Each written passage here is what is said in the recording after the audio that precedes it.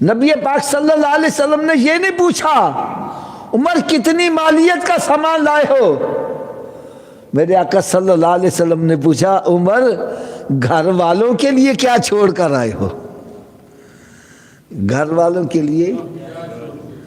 عرض کرتے ہیں یا رسول اللہ صلی اللہ علیہ وسلم آدھا مال میں نے گھر والوں کے لیے چھوڑ دیا ہے اور آدھا مال آپ کی بارگاہ میں لا کر پیش کر دیا ہے۔ فرمایا بہت اچھی بات ہے۔ پھر باری آ گئی حضرت ابو بکر صدیق رضی اللہ تعالیٰ عنہ کی، پوچھا صدیق تو گھر والوں کے لیے کیا چھوڑ کر آیا ہے؟ یار حدیث مبارکہ کے الفاظ ہیں، وَعَرَضْ کہتے أَبْقَيْتُ لَهُمُ اللَّهُ وَرَسُولُهُ، یا رسول اللہ صلی اللہ علیہ وسلم میں گھر والوں کے لیے اللہ اور اللہ کا رسول چھوڑ آیا ہوں، باقی سارا کچھ ہی اٹھا کر لے آیا ہوں۔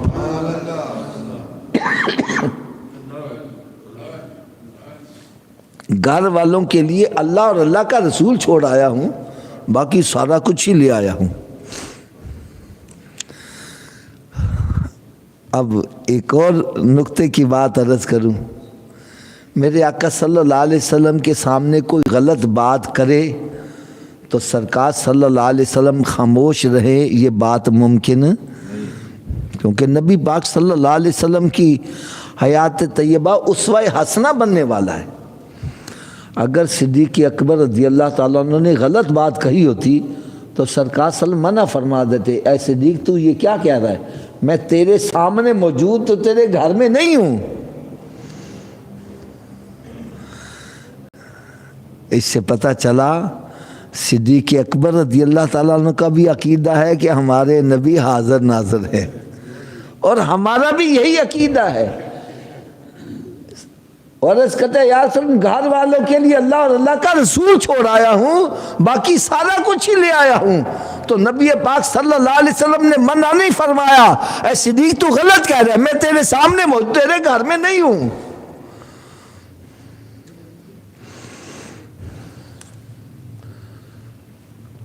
تو اس سے پتہ چلا جس کو سرکار پہلے نمبر پر لانا چاہے،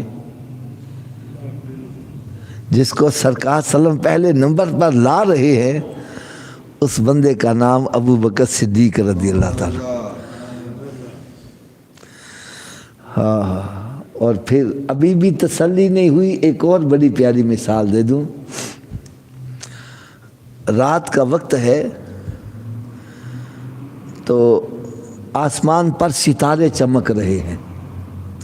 حضرت عائشہ صدیقہ طیبہ طاہرہ رضی اللہ تعالی عنہا عرض کرتی ہیں یا رسول اللہ صلی اللہ تعالی علیہ وسلم میرے ماں باپ آپ پر قربان جائے، آپ کی امت میں کوئی ایسا بھی فرد ہے جس کی نیکیوں کی تعداد آسمان کے ستاروں کی تعداد کے برابر ہو؟ اب تھوڑا سا یار توجہ کرو، میں کہتا ہوں کہ اپنے دلوں سے تعصب کو ختم کرو اور اللہ تعالیٰ اور اس کے رسول صلی اللہ علیہ وسلم کے حکم کے آگے اپنے سر تسلیم خم کر دو۔ یہ سوال کیا ہے؟ آپ کی امت میں کوئی ایسا بندہ ہے جس کی نیکیوں کی تعداد آسمان کے ستاروں کی تعداد کے برابر ہو؟ اب اس کا ایک جواب تو یہ ہو سکتا تھا کہ عائشہ میں نہیں جانتا ستاروں کی تعداد کتنی ہے اور پھر میرے امتیوں کی تعداد کتنی ہے اور ساری امتوں کے اعمال میں کیسے جانوں؟ پھر اعمال کا دارمدار نیت کے اوپر ہوتا ہے۔ بازار بندہ بڑی لمبی نماز پڑھا ہے، دل میں ہے دکھاوا ریاکاری، وہ بھی نیکی نہیں ہے۔ تو میرے آقا صلی اللہ علیہ وسلم نے ایسا نہیں ارشاد فرمایا، سرکار صلی اللہ علیہ وسلم نے فرمایا عائشہ ہاں آسمان کے ستاروں کی تعداد کے برابر اگر میری امت میں کسی کی نیکی ہے تو اس کا نام عمر فاروق ہے۔ کیا نام ہے جی؟ حضرت عائشہ صدیقہ طیبہ طاہرہ رضی اللہ تعالیٰ عنہا، ان کے دل میں خیال تھا کہ شاید میرے باپ ابو بکر صدیق کا نام لیا جائے گا، تو میرے آقا صلی اللہ علیہ وسلم جو اللہ کی عطا سے دلوں کے بھید بھی جاننے والے، سرکار صلی اللہ علیہ وسلم نے ارشاد فرمایا عائشہ تو نے جیسا سوال کیا میں نے ویسا جواب دیا. تو نے ستاروں کی تعداد کے برابر نیکیوں کا پوچھا ہے, تو نے اپنے باپ کا مقام نہیں پوچھا. جہاں تک تیرے باپ کا تعلق ہے تو یاد رکھ عمر فاروق کی ساری نیکیاں ایک پلڑے میں رکھی جائیں اور تیرے باپ کی غار والی نیکی سب پر سبقت لے جاتی ہے.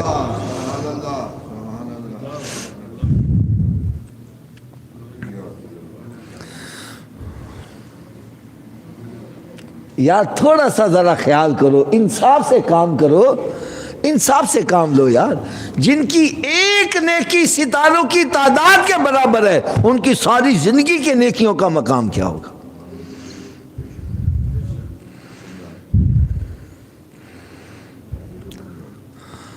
اور غار میں کیا ہے؟ میں تو ایک بڑی آسان سی مثال دیا کرتا ہوں.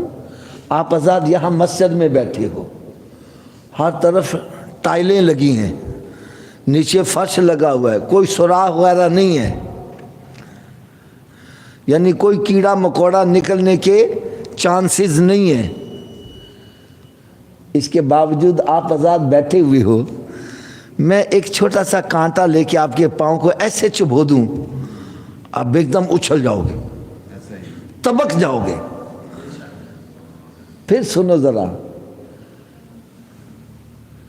آپ مسجد میں بیٹھے ہو, میں ایک کانٹا لے کے پاؤں کو تھوڑا سا ایسے چبھو دوں, ایک دم ایسے اچھل جاؤ گے, تبک جاؤ گے. یار میں ایک کانٹا ایسے چبھوں آپ ایک دم تبک جاؤ.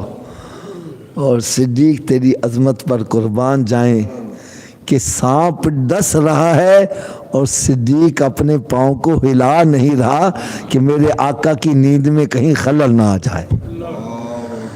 حضرت جی خدا کی قسم بات کرنا بڑا آسان ہے, عملی جامہ پہنانا بڑا مشکل ہے یار. کہ سانپ ڈس رہا ہے اور زہر پورے جسم میں سرایت بھی کر رہا ہے اور صدیق پاؤں نہیں ہلا رہا کہ میرے آقا کی کہیں نیند میں خلل نہ آ جائے.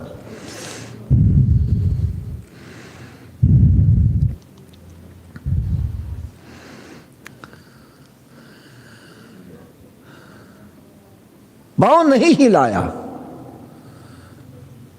لیکن ایک بات ہے کہ بندہ اپنے ہاتھ پر قابو کر سکتا ہے, زبان پر قابو کر سکتا ہے, لیکن آنسوؤں کو ضبط کرنا یہ بندے کے بس کی بات نہیں ہے. جب آنسو نکلے ہیں آنکھوں سے تو یار اپنے اپنی ایک سوچ ہوتی ہے, اپنی اپنی ایک سوچ ہوتی ہے. میرا دل کیا کہتا ہے, جب حضرت سیدنا ابو بکر صدیق رضی اللہ تعالیٰ عنہ کی نکلے ہوئے آنکھوں سے آنسو, جب انہوں نے سرکار کے رخ انور کا بوسہ لیا ہے تو میرے آقا صلی اللہ علیہ وسلم نے آنکھ کھول دی ہے. پوچھا صدیق یہ آنکھوں سے آنسو کاہے کے؟ عرض کرنے کے یا رسول اللہ صلی اللہ علیہ وسلم مجھے کسی شے نے ڈس لیا ہے. میرے آقا صلی اللہ علیہ وسلم نے ارشاد فرمایا صدیق پریشان نہ ہو, اپنی ایڑی کو ادھر کر. میرے آقا صلی اللہ علیہ وسلم نے اس ایڑی پر اپنا لعاب دہن لگایا ہے. کیا لگایا ہے یار؟ تھوڑا سا ذرا انصاف کرو. یہی لعاب دہن حضرت مولا علی شیر خدا رضی اللہ عنہ کی آنکھ میں لگ رہا ہے. خیبر کے مقام پر ہمارا ایک عقیدہ ہے کہ لا و رب العرش جس کو جو ملا ان سے ملا, اور بڑھتی ہے کونین میں نعمت رسول اللہ کی. ہمارا یہ عقیدہ ہے کہ جس کے اندر جو بھی کمال ہے وہ میرے آقا کی عطا ہے. حضرت مولا علی شیر خدا رضی اللہ تعالیٰ عنہ آپ نے خیبر فتح کیا ہے, لیکن ایک بات یار تھوڑا سا غور کرو کہ جب خیبر فتح نہیں ہو رہا تھا اس وقت بھی صدیق ابو بکر یہ حضرت مولا علی شیر خدا رضی اللہ تعالیٰ عنہ اسی لشکر میں موجود تھے. فتح نہیں ہو رہا, اسی لشکر میں تھے نا, فتح نہیں ہو رہا.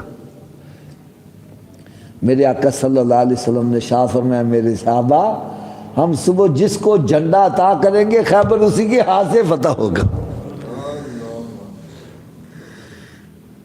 اور ہر صحابی یہ سمجھتا تھا کہ یہ خیبر فتح جو ہوگا ہماری طاقت سے نہیں، سرکار کی عطا سے فتح ہوگا. جب صبح ہوئی ہر ایک تمنا کر رہا ہے، لیکن میرے آقا صلی اللہ علیہ وسلم نے شاہ فرمایا علی کدھر ہے؟ عرض کرتے ہیں یا رسول اللہ صلی اللہ علیہ وسلم وہ تو آشوب چشم، ان کی تو آنکھیں تکلیف ہیں، وہ تو چل نہیں سکتے. فرمایا لاؤ ان کو پکڑ کے. تو 2 صحابہ کرام ان کو پکڑ کے لائے ہیں. پوچھا علی کیا بات ہے؟ عرض کرتے یاد میں آنکھوں میں بڑا درد ہے. میرے آقا صلی اللہ علیہ وسلم نے اپنا لعاب دہن ان کی آنکھوں میں لگایا ہے. حضرت سیدنا مولا علی شیر خدا رضی اللہ تعالیٰ عنہ آپ ارشاد فرمائیں میری آنکھوں میں جب لعاب دہن آیا ہے تو میری آنکھیں ساری زندگی کے لیے صحیح ہو گئی، کبھی درد ہوئی نہیں ہے. اور دوسرا فرمایا اس لعاب دہن کی برکت سے میرے بدن کے اندر اتنی طاقت آ گئی، پہلے چلا نہیں جاتا تھا. فرماتے میں نے خیبر کے قلعے کے دروازے کو ایک ہاتھ سے پکڑ کر اکھیڑ لیا اور اس کی ڈھال بنا کے میں لڑتا رہا، اور جب جنگ ختم ہوئی اور دروازہ اٹھا کے میں نے دور پھینکا تو بعد میں 70 صحابہ کرام لگے دروازے کو ہلا نہیں سکے تھے.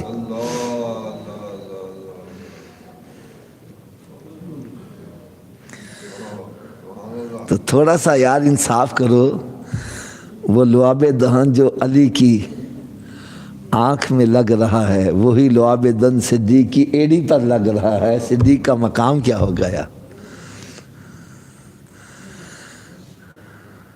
اور اگر ابھی بھی سمجھ نہیں آ رہی تو ایک اور مثال دے دوں. جب مکہ فتح ہوتا ہے، جب مکہ فتح ہوتا ہے تو خانہ کعبے میں 360 بت رکھے ہوئے ہیں. میرے آقا صلی اللہ علیہ وسلم نے ارشاد فرمایا آج خانہ کعبے کو بتوں سے پاک کیا جائے گا. بت توڑے جا رہے ہیں، ایک بت بہت بڑا ہے. حضرت علی رضی اللہ تعالیٰ عنہ عرض کرتے ہیں یا رسول اللہ صلی اللہ تعالیٰ علیہ وسلم آپ میرے کندھوں پر سوار ہوں اور اس بت کو توڑ دیں. تو میرے آقا صلی اللہ علیہ وسلم نے ارشاد فرمایا علی تو نبوت کا بوجھ نہیں اٹھا سکتا، تو نبوت کا بوجھ نہیں اٹھا سکتا، تو میرے کندھوں پر سوار ہو کے اس کو توڑ دے. تو حضرت علی رضی اللہ عنہ سرکار صلی اللہ علیہ وسلم کے کندھوں پر سوار ہو کے آپ نے اس بت کو توڑا ہے. یار علی سے فرمایا علی تو نبوت کا بوجھ نہیں اٹھا سکتا، اور صدیق سے نہیں فرمایا کہ تو نہیں اٹھا سکتا، ان کے کندھوں پر سرکار سوار ہوئے ہیں. ارے اسی لیے تو ہم کہتے ہیں صدیق کا پہلا نمبر ہے.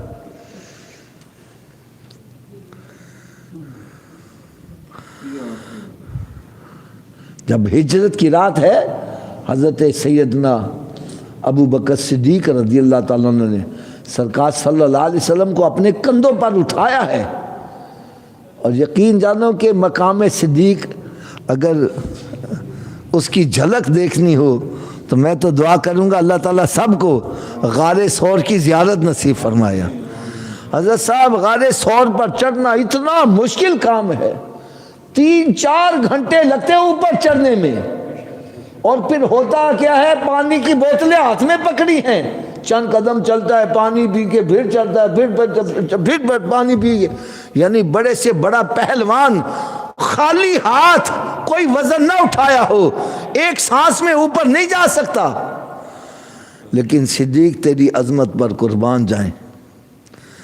ابھی حضرت صاحب وہاں ایرو کے نشان لگے ہیں، کہیں سیڑھیاں لگی ہیں، ڈائریکشنیں بتائی گئی ہیں، اس کے باوجود چڑھنا بڑا مشکل ہے. اور صدیق تیری عظمت پر قربان جائیں کہ رات کا وقت ہے، کندھوں پر سرکار کو اٹھایا ہوا ہے، اور ایک ہی سانس میں وہاں غار ثور میں پہنچتے ہیں، اور پھر چلتے ہیں تو اس انداز سے کہ ایڑی زمین پر نہیں لگا رہے، پنجوں کے بال چل رہے ہیں کہ ایڑی کی دھمک سے میرے آقا کو تکلیف نہ پہنچے.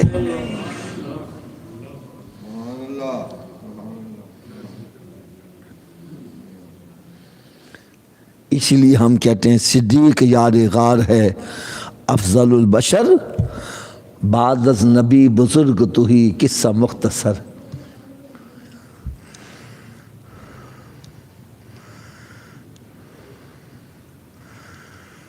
وہ کہتے ہیں پروانے کو شمع اور بلبل کو پھول بس، پروانے کے لیے شمع اور بلبل کو پھول بس، اور صدیق کے لیے ہے خدا کا رسول بس۔ یہ اگر مقام اللہ تعالیٰ نے عطا کیا ہے تو حضرت سیدنا ابو بکر صدیق رضی اللہ تعالیٰ عنہ کو، اور پھر جب آپ منصب خلافت پر بیٹھتے ہیں، یار آپ نے ایسے ایسے کمال فیصلے کیے۔ سب سے پہلی بات تو یہ ہے کہ جب سرکار صلی اللہ علیہ وسلم نے پردہ فرمایا ہے تو فتنوں نے ایک دم سر اٹھایا ہے۔ کسی طرف سے وہ جو سوچ رہے تھے کہ چلو کوئی ڈر کے تو کلمہ پڑھ لیتے ہیں، تو اس نے تو بس چند دنوں کا مہمان ہے، انہوں نے انکار کر دیا، مرتد ہو گئے، اور کسی نے زکوٰۃ دینا چھوڑ دی، اور کہیں وہ نبوت کا دعویٰ کرنے والوں نے اپنی تحریک کو جناب خوب آگے بڑھا دیا۔ ایسے وقت میں جس نے بڑے بردباری سے تحمل کے جو فیصلے کیے ہیں، اور دیکھنے والوں نے یہ فیصلہ کیا اگر ان کی جگہ کوئی اور ہوتا تو شاید ایسے حالات نہ ہوتے۔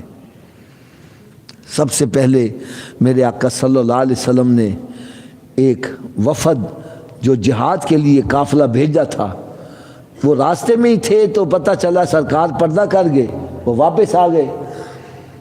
تو صحابہ کرام نے مشورہ دیا، اے ابو بکر صدیق، ابھی اپنا مرکز وہ مضبوط نہیں ہے، تو آپ ان کو جہاد کے لیے نہ بھیجیں، تاکہ مرکز مضبوط ہوگا تو پھر کسی کو جرأت نہیں ہوگی۔ تو آپ نے جو فیصلہ کیا وہ کیا تھا؟ فرمایا جس لشکر کو میرے آقا نے روانہ کیا ہے، صدیق کون ہوتا ہے جو اس کو روکنے والا ہے؟ فرمایا یہ قافلہ جائے گا۔ اور بعد میں لوگوں نے اس کا فیصلہ جو کیا وہ کیا تھا؟ وہ کہنے لگے آپ نے جب یہ لشکر بھیجا، جو مخالفین تھے وہ ایک دم ڈر گئے، دبک گئے، وہ کہنے لگے ان کا مرکز بڑا مضبوط ہے، اگر کمزور ہوتا تو یہ قافلہ کبھی نہ بھیجتے، لہذا ان کی طرف میلی نظر سے کوئی نہ دیکھے۔ پھر اگر زکوٰۃ دینے والوں نے زکوٰۃ دینے سے انکار کیا ہے تو صحابہ کرام نے مشورہ دیا، اے صدیق ذرا ہولا ہاتھ رکھو، ذرا ہولا ہاتھ رکھو، ہے اتنی سختی نہ کرو۔ تو آپ نے کیا جواب دیا؟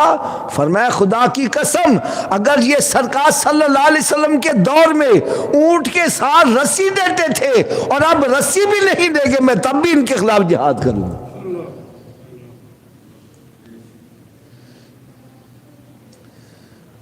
پھر مسلمہ کذاب کو کس طرح اس کو قتل کیا ہے، یہ سب جو فیصلے تھے حضرت سیدنا ابو بکر صدیق رضی اللہ تعالیٰ نے اپنے چند دن کی خلافت کے اندر کیے ہیں، اور اسلام کی بنیاد ایسی مضبوط کر دی کہ پھر کسی کو اس طرف میلی نظر سے دیکھنے کا کی جرأت نہیں ہو سکی۔ اللہ تبارک و تعالیٰ سے میں دعا کرتا ہوں اللہ تبارک و تعالیٰ حضرت سیدنا صدیق اکبر رضی اللہ تعالیٰ عنہ کی مزار پر انوار پر اللہ تعالیٰ مزید کروڑوں رحمتوں کی بارش نازل فرمائے، اور اللہ تبارک و تعالیٰ ان کے درجات کو مزید بلندی عطا فرمائے۔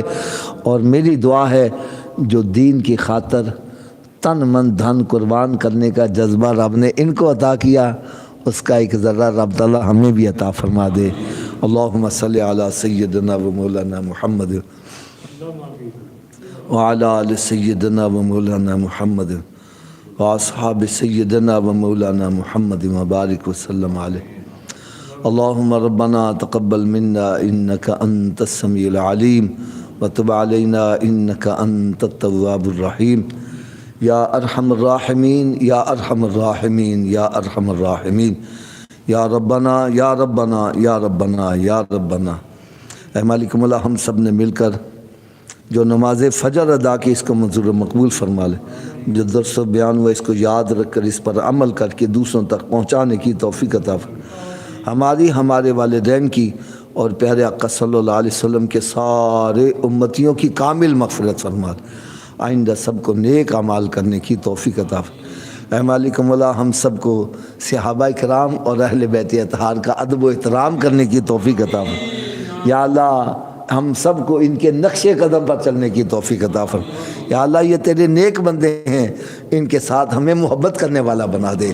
یا اللہ ان کے نقش قدم پر چلنا ہمارے لیے سعادت کی بات ہے، ہمیں توفیق عطا فرما دے۔ صلی اللہ تعالی علی خیر